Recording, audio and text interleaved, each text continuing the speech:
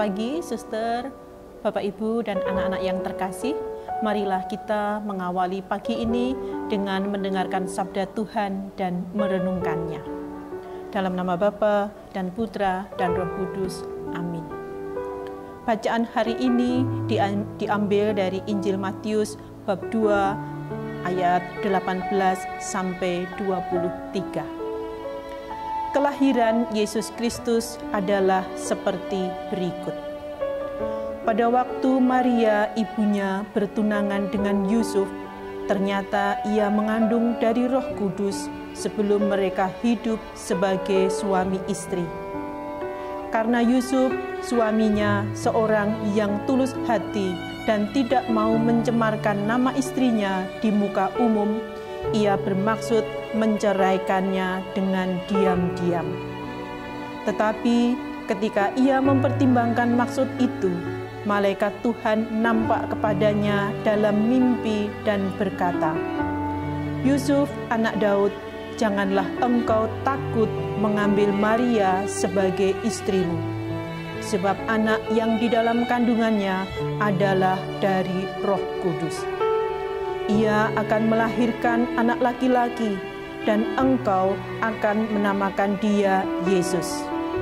Dialah yang akan menyelamatkan umatnya dari dosa mereka."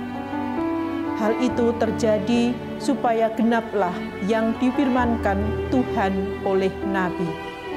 "Sesungguhnya anak darah itu akan mengandung dan melahirkan seorang anak laki-laki, dan mereka akan menamakan dia Immanuel, yang berarti Allah menyertai kita." Pada hari ini, bersama dengan Gereja Universal, kita bersama-sama merayakan pesta kelahiran Santa Perawan Maria. Melalui keperayaan ini, menunjukkan bahwa Gereja Katolik sangat menghormati Bunda Maria. Gereja menghormati Bunda Maria karena memiliki peran penting dalam sejarah penyelamatan umat manusia. Bunda Maria yang melahirkan Yesus Putra Allah, yang dengan segala kerendahan hatinya memilih untuk taat pada rencana dan kehendak Allah. Berkat kerendahan hati dan ketaatannya itu, ia pun memperoleh rahmat yang sungguh mulia dalam kerajaan surga. Selain menghormati Bunda Maria, gereja pun tidak melupakan kehadiran Yusuf, suami Maria. Gereja juga menghormati Yusuf sebagai orang kudus. Yusuf juga memiliki peran penting dalam sejarah keselamatan umat manusia.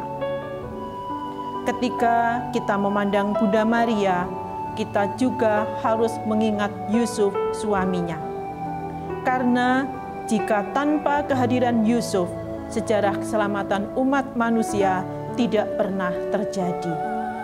Santo Yusuf juga dikenal karena ketulusan dalam menerima Maria sebagai istri dan kesetiaannya dalam menemani Maria yang merawat Yesus. Melalui bacaan ini, kita diingatkan untuk menjadi pribadi yang tulus dalam melakukan kebaikan. Selain itu, kita pun juga diingatkan untuk selalu setia terhadap apa yang kita jalani sehari-hari. Mari kita belajar dari teladan Bunda Maria dan Yusuf dalam keseharian yang kita jalani. Mari kita refleksikan bersama. Apakah yang menginspirasi dari Santo Yusuf dan Ibu Maria?